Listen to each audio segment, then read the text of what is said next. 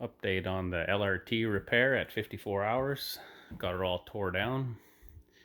Both tracks are off, track frames are off, engine's out, fuel tank's out, loader's way up in the air.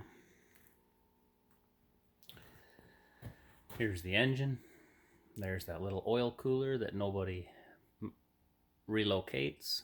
Poor engine sits there and overheats while everybody worries about the hydraulics. All because the engines don't have any gauges. Realized today we've got Danfoss wheel motors or track motors.